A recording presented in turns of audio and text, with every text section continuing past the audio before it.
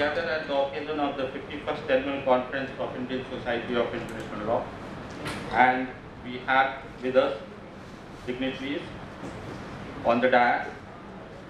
To inaugurate this program, we have with us Sri Sanjay Verma, Secretary West, Ministry of External Affairs,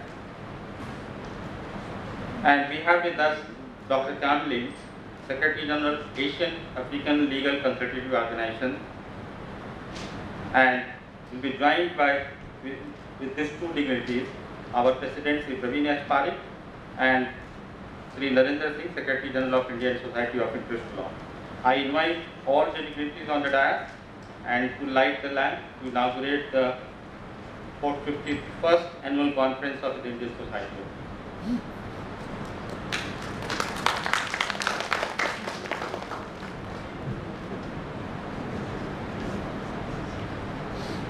I request other EC members can also join for lighting the lamp who are with us. May I request all EC members, if possible, they can join for lighting of the lamp. Jara sir, please.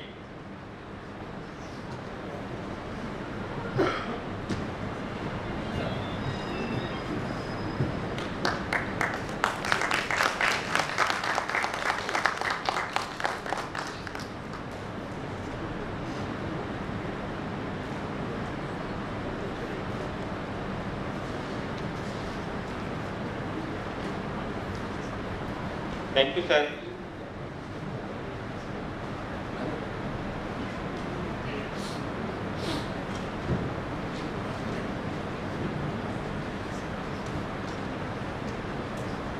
Before beginning the formal inaugural sessions, we have tradition to present a token of respect from Indian Society of International Law. I request our President Sri Praveen S. Parikh to kindly give a bouquet to our Chief Guest, Sri Sanjay Verma sir, Secretary West, Ministry of External Affairs.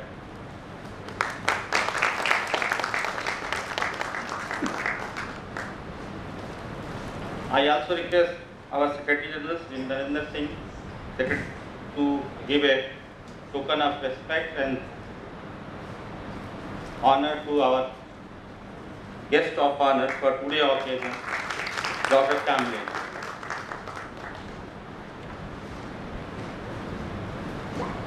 As all of us know, this annual conference is a great opportunity for researchers, scholars, and practitioners from across India and beyond to participate in a critical reflections and development of international law. These objectives are stated in Memorandum of Understanding of the Indian Society of International Law. To quote that, foster nationwide the study and development of international law, to encourage the comparative study of the applications of the international law, inter alia other objectives. This society has a long tradition to continue with this annual conference, and very great stalwarts in the field of international law have been participated to this conference. For instance, just to recall their efforts in continuously organizing the annual conference at the Indian Society of International Law, begin with the V.K. Krishna Menon, K. Krishna Rao, Judge Nagen Singh, Upendra Bakshi, Professor R.P. Anand, Professor Rahmatullah Khan, Professor S.K. Verma, Professor B.S. Chimney, Dr. C. Jairaj, and other many distinguished scholars who has guided this institution for the last, what you can say, it shows that 51st, but it is more than 51st. It is 75th year of the Indian Society of International Law. You can see we have celebrated very soon. Sorry, 60th year of the Indian Society of International Law we have celebrated very recently. There are 6 sessions which have been identified in this conference. All of us know very well. Just to repeat it: return of the cultural property, global compact on refugees, investment law, research and teaching in the field of international law, cyber law, and BBNJ, biodiversity beyond national jurisdiction. The Executive Council has given mandate to organize on these themes for this 51st Annual Conference of Indian Society of International Law. One point I would like to refer here, that this is the ISIL tryst with international law, which we celebrate with the 45th, with the 51st Annual Conference of Indian Society of International Law. Now I invite our President Sri Praveen Aspari to give welcome address.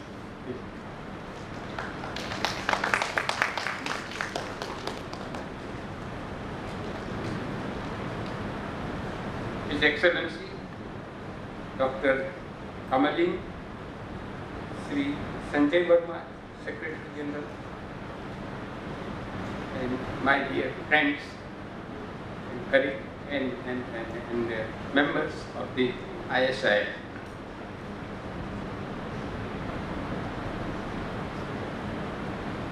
This is the 51st Annual Conference of ISIL. ISIL is doing extremely well. In fact, the ISIL have professors, they have doctors, there are a lot of lawyers and students. And students are very, very important for us.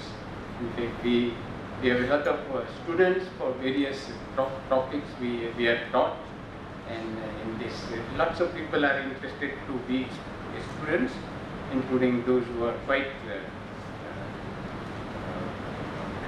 maybe more than 50 years, 60 years, 70 years students are there, and that's why this is an excellent place. One other good thing is that it's just adjoining to the Supreme Court of India, so that if we have any problem, we can immediately go to Supreme Court of India in 5 minutes from here. But we don't have problems to go to the Supreme Court. I also welcome all the invited dignitaries and distinguished members of the Executive Committee of the ISIL, members of the society, faculty members, practitioners, students, and all other participants in the conference today, many of whom have come from different parts of the country to take part in the conference. It is a moment of sincere gratitude as we acknowledge the precious presence of our guest of honor, Mr. Sanjay Verma, Secretary, Ministry of External Affairs. Mr. Sanjay Verma joined the Indian Foreign Service in 1990 and has had a distinguished career, and as inter alia among his other assignments served as India's ambassador to Spain, Ethiopia and other countries, and is currently the Secretary in charge of several important divisions in the Ministry of External Affairs. His major previous assignments of Ministry of External Affairs includes OSD to the spokesperson, Joint Secretary DG Energy Security and Chief of Protocol. He holds a master's degree in international studies from Jawaharlal Nehru University. I would like to take this moment to place on record the Society's gratitude to the Ministry of External Affairs for the continuous support that we have received from the Ministry. The Ministry played a role in the establishment of the Society and in guiding and encouraging its activities, and for several years its functioning was entirely financed by grants in aid from MEA. The Society worked on research projects assigned by the Ministry, which provided its research officers an invaluable learning experience, and as a result many of them were selected to serve in the legal and treaties division. I request Sri Verma to kindly consider reviving this practice of assigning research projects to the Society and enhancing the close ties between the Society and the Ministry. In addition, it may be noted that this wonderful building in which ISIL is housed was also made possible by a grant loan extended by the Ministry of External Affairs, not only with the aim of providing the Society with its own independent premises, but also to provide a regular source of income for Society to carry out its activities. Dear participants, as you are aware, there has been tremendous growth in international law, especially after the establishment of the United Nations as one of the functions of the General Assembly under the UN Charter, and this also underscores the need for the ISIL to further enhance its activities in encouraging the study, research and propagation of international law in our country, or not only for our country but for the international part of the world. While the significance of international law remains indisputable, its worth and impact reaches to all levels of government, including central, state and local government, covering as well as touching major aspects of economic framework.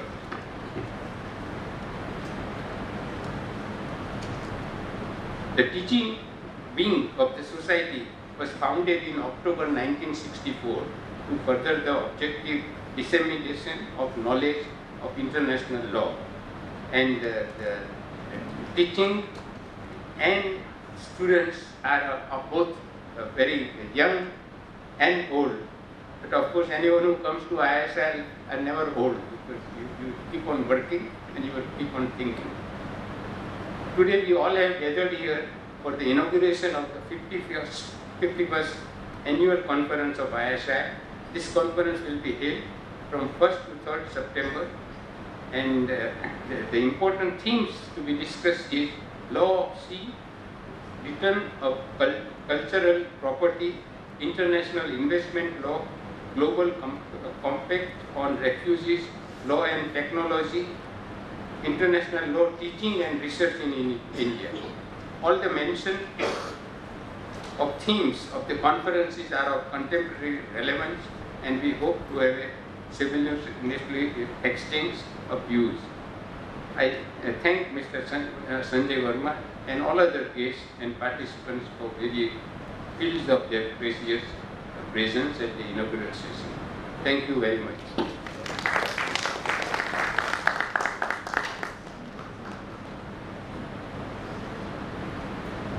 This small change in the card, invitation card which we have done, and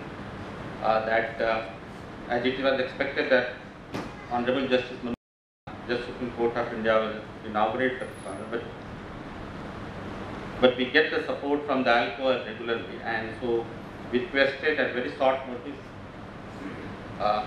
Dr. Kamle, Secretary General ALCO, agreed to be as a guest of honor, and we substituted with Honorable Justice Manoj Kumar Misra with the Sanjay Verma sir.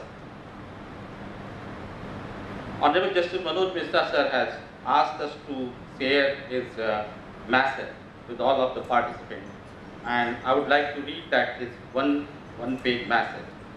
It was an honor for me to be part of the inaugural session of the 51st Annual Conference of the Indian Society of International Law, which would deal with varied subjects including return of cultural property, global compact on refugee, international law, teaching and research in India, international investment law, law and technology, IPR, cyber law, cyber crime, and law of the sea, BBNJ.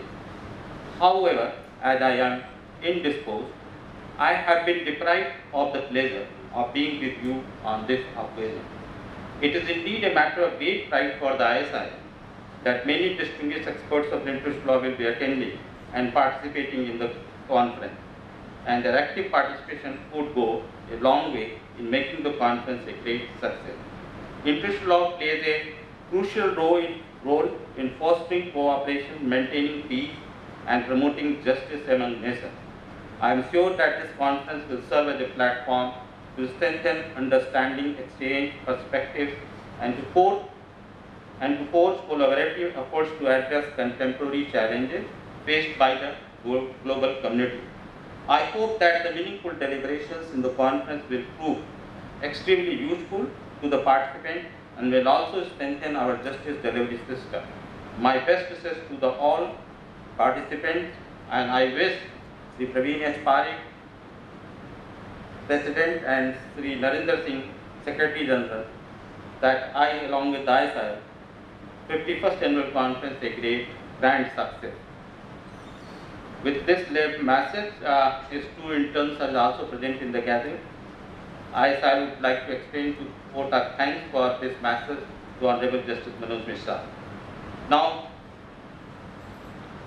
as I mentioned that Indian Society of Interest Law and ALCO has a synchronized relations for long time, and all of us been known the contribution of the ALCO in the field of international law.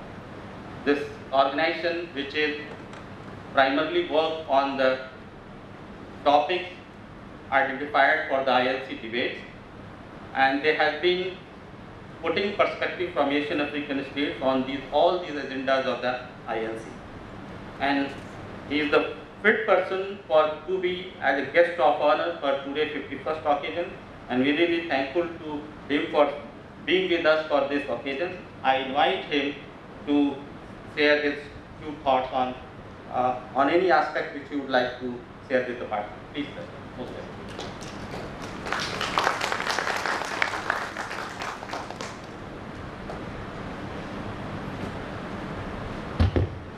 Good evening. Excellencies Sanchai Verma, Secret West, Chief Province President of ISL, and Mr. Virendra Singh, the Secretary of ISL. This is my great pleasure and honor as the Secretary of ALCO, the Asian African Legal Consultative Organization, to present at this August gathering. I'd like to inform that I supposed to attend as one of the guests for this inaugural ceremony, but I was asked lately to deliver some speech at this event. So I'm very honored, very proud that I be part of this very important event. Perhaps I'd like to mention a little bit about the ALCO, as I'm the lead as the Secretary General. The ALCO, or the Asian African Legal Consultative Organization, is the international organization which composes the country in Asia and Africa. We now have 47 member states, around 32 from Asia and 15 from Africa. And we work on the codification and progressive development of international law. And we work on many topics on international law. For example, we work on the matter, the topic of the ILC, International Law Commission. We work on the topic on the issue of international trade and investment, issue of human rights, Islam, issue of the law of the sea, issue of refugee, issue of environment and sustainable development, many issues, around 18 topics. And I, as the Secretary of ALCO, had the occasion to attend this very important events of ISL last year, of the 50th annual conference, and I learned that the ISL is one of the oldest society in Asia, in the world, and work on international law.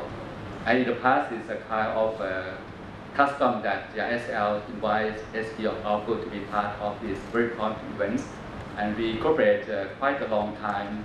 And for example, I can say that the Secretary of ISL, Mr. Virendra Singh, was to be the presidency of ALCO in the year 2008, that time, and Mr. Virendra Singh helped a lot in the work of ALCO that time. So many colleagues from ISL helped the work in terms of provide some knowledge to ALCO, and we're still looking forward for this kind of cooperation. And this year also is a very important annual session, because the topic that I learned that we will have around 2 days after this inaugural event this evening, we will have on Saturday and Sunday. And I had the opportunity to share a session on tomorrow morning on the return of cultural property. It's a very important issue. And apart from that, we have many issues on the investment. Now the investment issues, the American investment, the issue of the treatment, fair and pure treatments, issue of the ISDS, investor state investment is a very important issue also. And so the topic on the cyber crimes, cyber security, and also BDJ. It's all in the work programs of outdoor. And also the topic on teaching and researching on international law, and very interesting topic. So I'm very proud to be here as part of this very important event. So I'd like to thank warmly to the ISL for inviting me to be part of this important event, and hope in the future we will have more closer cooperation with ISL. And also, last but not least, I'd like to convey my heartfelt thanks to the government of India, especially to the Ministry of Legal Affairs, the Division of Legal Affairs, that we work closely with the division. And the government of India provides many, can say, the unwavering support to the activity of our work. During we have the office secretariat here in Delhi, the headquarters in Delhi, and unwavering support from the MBA for our work. Because our goal as a forum of platform for member states to bring all together member states to come to learn each other, talk about many topics on this law. And with the support of the NBA, we have the ability to provide the activity to member states.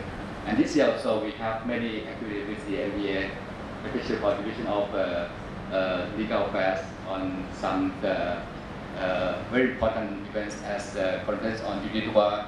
And next month again, this month in 14 to 16, we will have about the anti-trial conference this year. So thank you so much. Thank you very much, and hope that you will be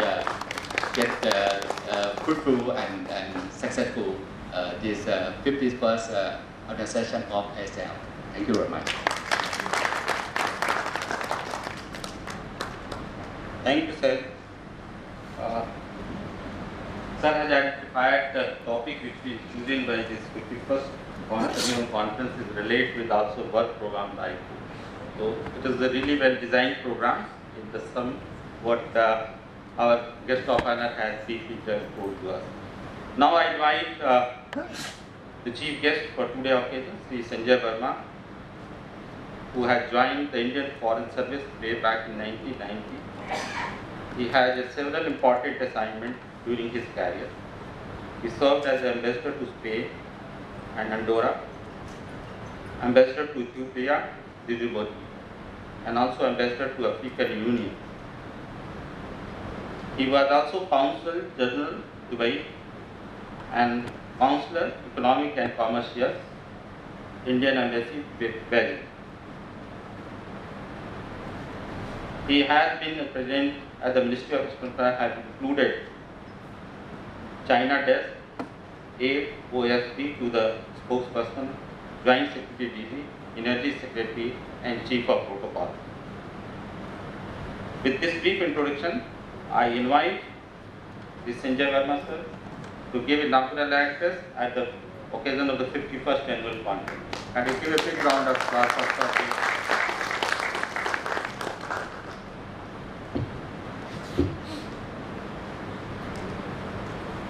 Shri Praveer Parekh, Senior Advocate, President ISIL, Dr. Kamleet Udol, Secretary General ALPO, Shri Narendra Singh, Secretary General ISIL, students of international law, executive members of ISIL, distinguished delegates, ladies and gentlemen, a very, very good evening. Namaskar, Assalamu alaikum, Sat Sri Akal. I commend ISIL for continuing this practice of seminal annual conferences. I am privileged to represent the Ministry of External Affairs, which has a special connection with ISIL, as does diplomacy and international law, and both are changing. Disruption is all around. India's diplomatic calendar has never been busier. G20, SCO, BRICS or BIMSTEC, to name a few, are topical, but capture just one aspect of our foreign relations. Atmanirbharta or strategic autonomy, multipolarity-oriented approach, a net security provider, first responder, force for international good, and being future-oriented are expressions that capture the spirit of India's changing diplomatic priorities to meet fast morphing global changes. International law is also in a flux. It is not only about sovereign equality of states or prohibition of the use of force and protection of basic human rights anymore.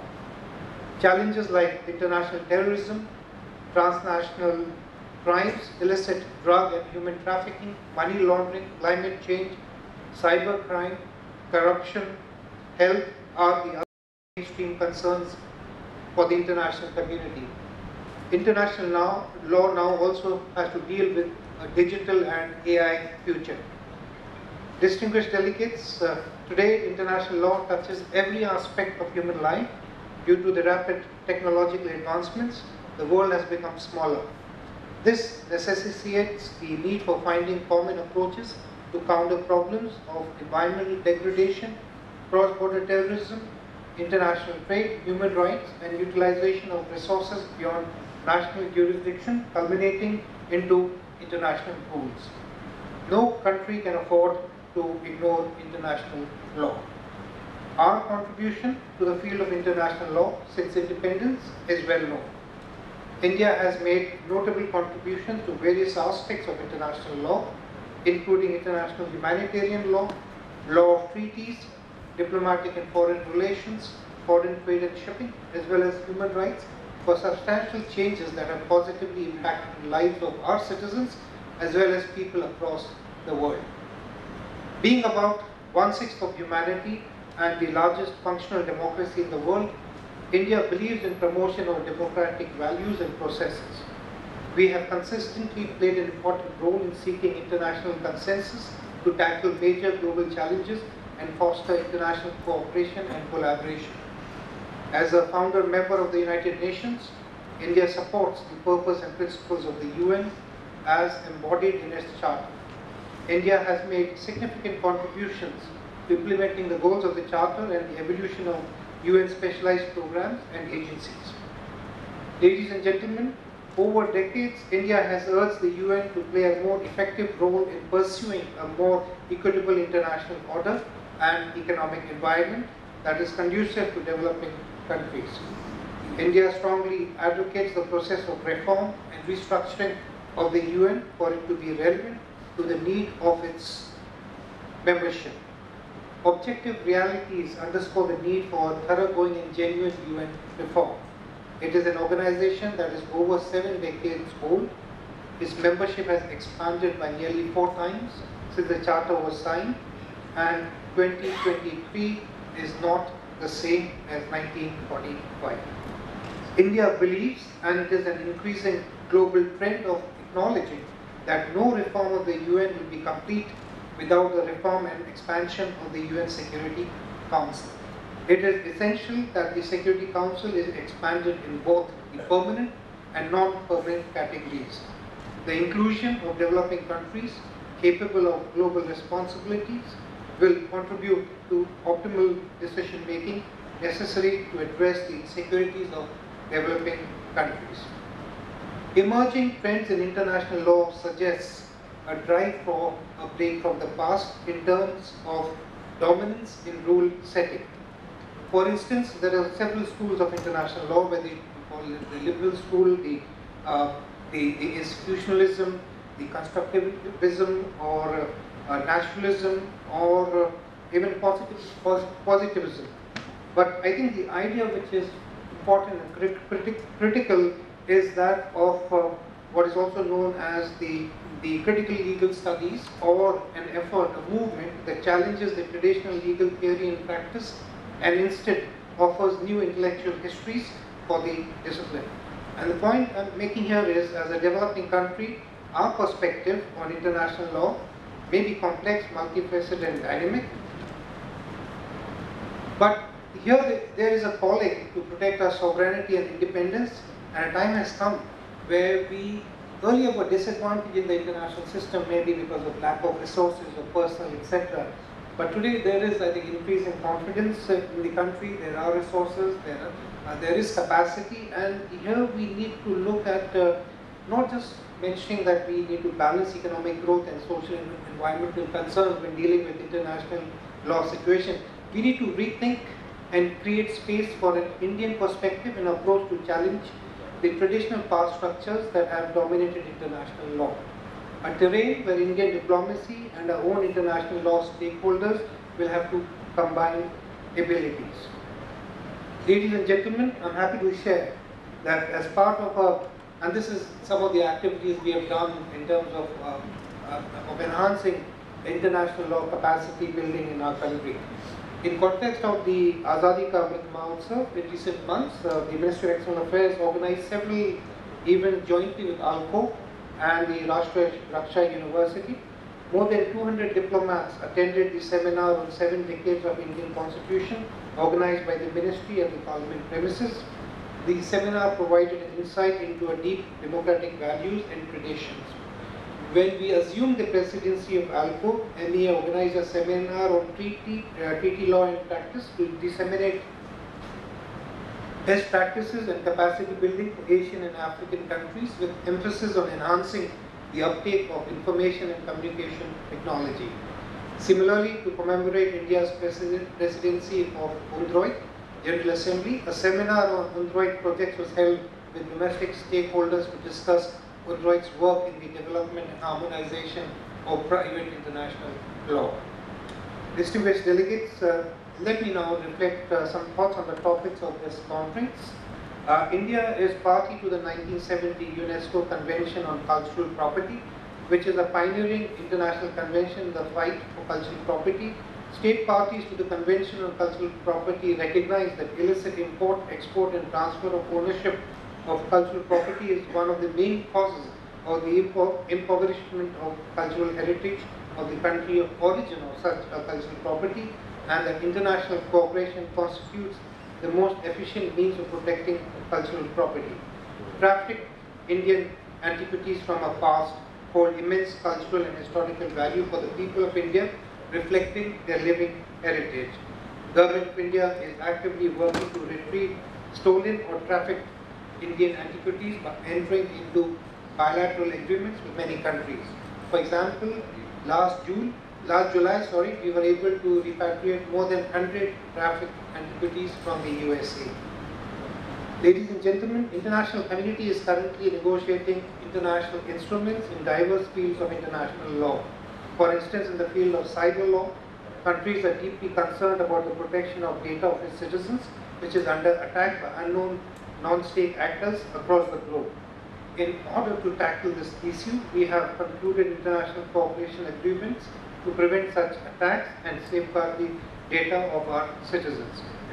Emerging areas such as artificial intelligence or cybersecurity, where the technology or activities of non-state entities can outpace existing law, also occupy our efforts. As you may know, India actively engaged in developing norms relating to the areas of marine biodiversity beyond national jurisdiction under the law of the sea. The recent outcome is a major milestone in the codification of the law of the sea, addressing conservation and sustainable use of marine biodiversity in the areas beyond national jurisdiction. This agreement allows India to explore ocean resources in a regulated environment, as well as projects us as a responsible maritime nation that conserves and sustains marine biological diversity. Ladies and gentlemen, the international order is changing with great speed. In this scenario, ISIL may contribute even more to capacity building. Research scholars may be encouraged to address subjects like extradition, mutual legal assistance treaty, insolvency, social security agreements, matrimonial/property/child custody issues, commercial disputes, trade and investment treaties may also be given importance. Further, emerging concerns should also be considered, like air and space law, energy law, cyber law, and digital assets. Importance may be given to defense and security related legal issues, environmental law, climate change, law of the sea, water, river laws, and agriculture. I cannot overemphasize that lawfare is a looming threat and should be of particular importance. To conclude, international law involves not only negotiations and finalization of multilateral treaties, but also settlement of disputes arising out of India's obligations under various multilateral and bilateral treaties. The process also involves domestic implementation of our international obligation. Hence, a big pool of international law experts, practitioners, and arbitrators to match India's growing international profile is required.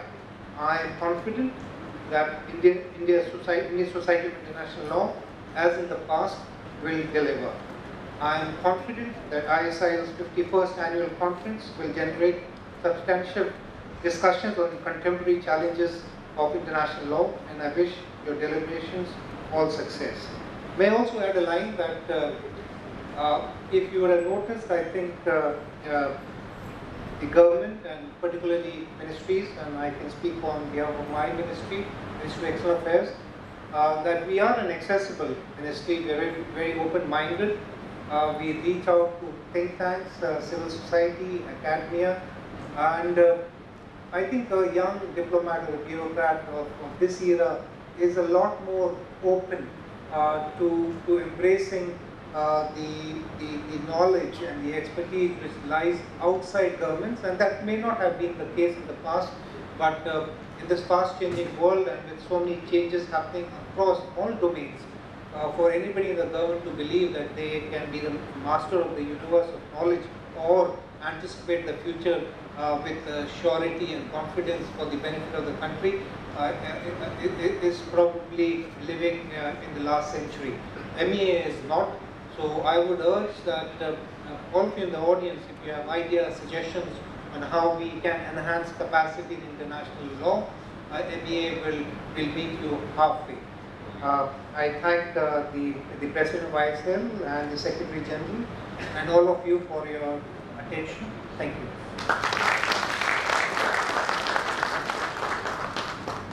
Thank you, sir, for highlighting the challenges in the field of international law and discuss the important aspect of international law in flux. And then he also emphasized no country can ignore international law. He stressed on the inclusion of developing countries in the lawmaking, this lawmaking.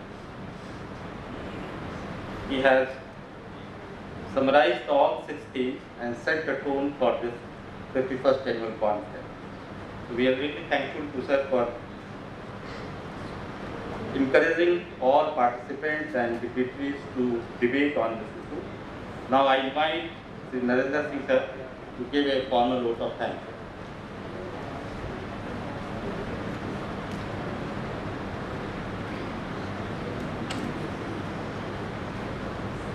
Good afternoon.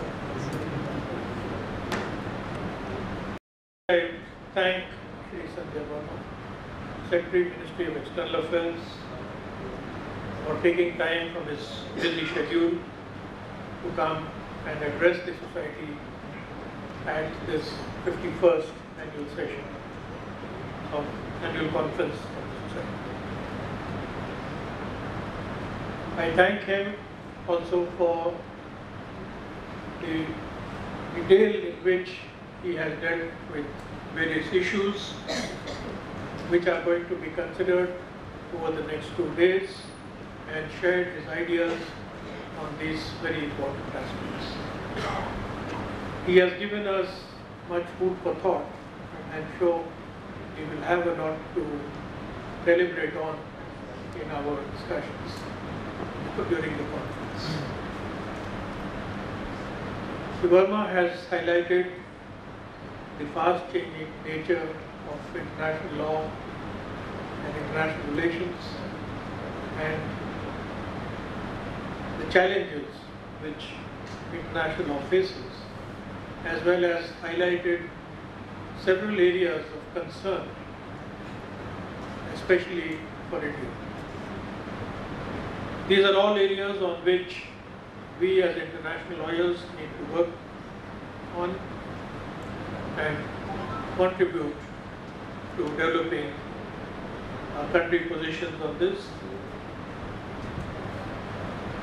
I also thank him for encouraging the work of the Society, both by his presence and by his interactions with us over the past several months that I have been here at the Society, in his efforts at capacity building in the field of international law in the country.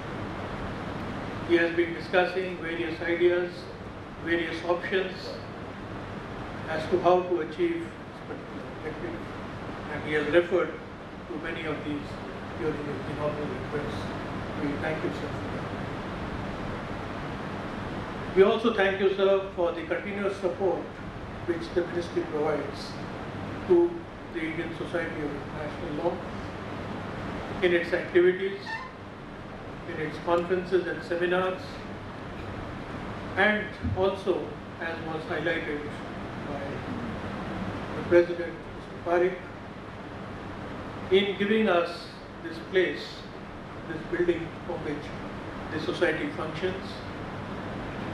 This building was constructed entirely with a grant come loan from the ministry, and even today the ministry is helping us in repairs and renovation of the building, because as you are aware, this building is now more than 35 years old, is in need of repairs. Further, we thank the ministry for deciding to bring to this building the prestigious institution, the regional center of the Permanent Court of Arbitration.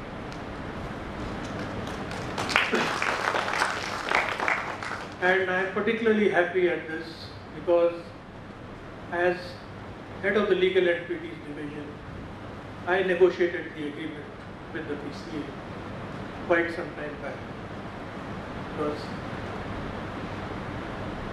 So I am happy that this project is now coming to a successful conclusion, and we will have the PCA housed in our premises, and this will provide us with a further opportunity of interaction with the PCA and also to develop our expertise in the field of international arbitration.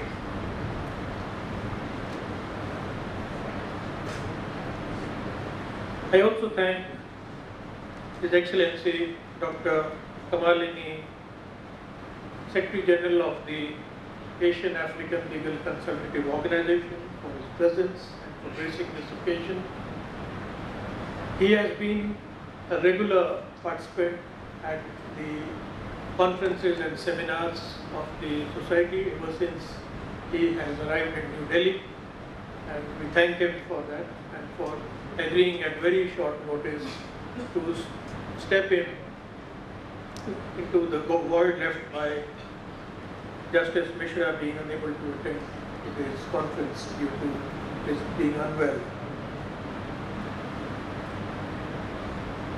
And I also thank him for agreeing to chair one of our substantive sessions, that is the very first session tomorrow morning, which is on the return of cultural property, which, as our chief guest highlighted, is of very special importance to India and to many other countries, which are the source countries of cultural objects which get stolen and often end up in the West and are sold at very high prices. For example, one statue which was stolen from a temple in Tamil Nadu, the Pathur Nataraja, it was dug up by a laborer who sold it for 200 rupees. When the government of India finally came to know about this statue, it had been purchased by a Canadian company for $250,000. And we only learnt of its presence because this company had sent it to the British Museum for cleaning and repairs. And that is when the government of India started the litigation, which took several years. Several experts had to be sent to London to give testimony. And finally, we were able to bring the statue back. And some of you may remember that the then High Commissioner, Dr. L.M. Singhvi, had personally travelled from London to Delhi to bring back the statue. So, this is a very important topic for India and other countries which are the source of cultural objects which have ended up in Western countries. And now I also would like to thank Justice Manoj Mishra.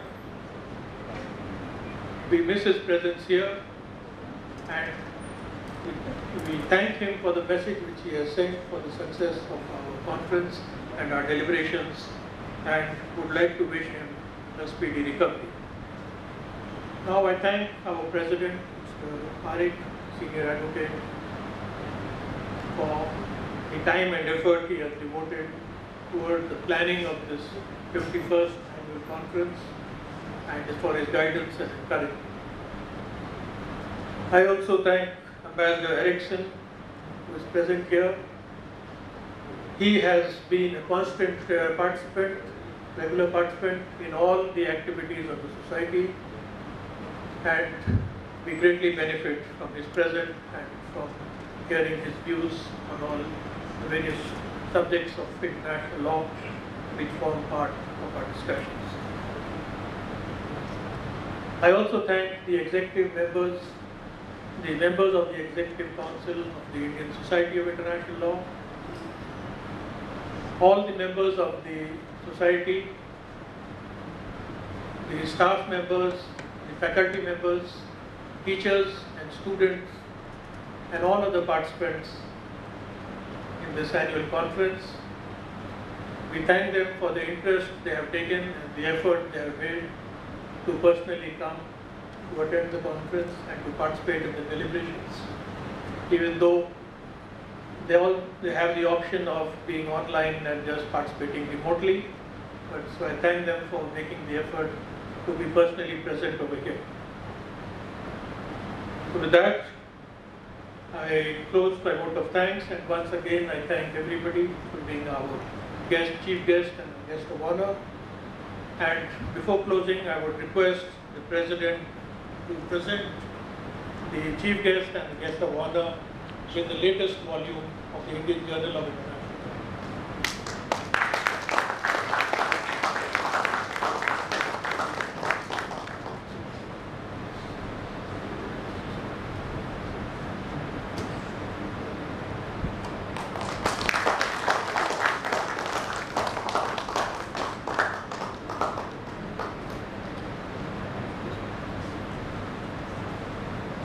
well, thank you, and those who would like to come and have the group photograph, invited to come to the stage. Request all of you kindly join us on the diet post. Maybe the EC members first come and then other participants can join.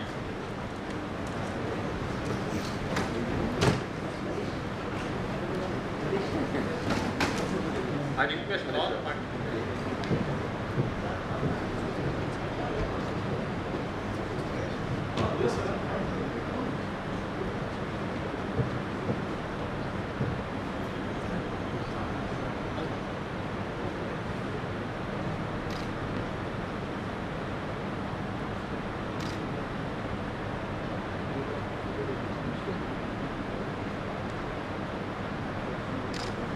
Wait.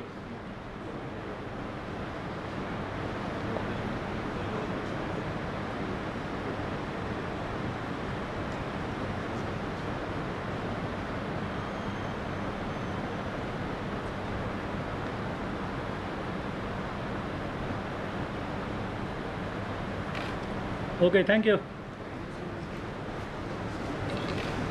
Kindly join us for the dinner, which is arranged at the second floor.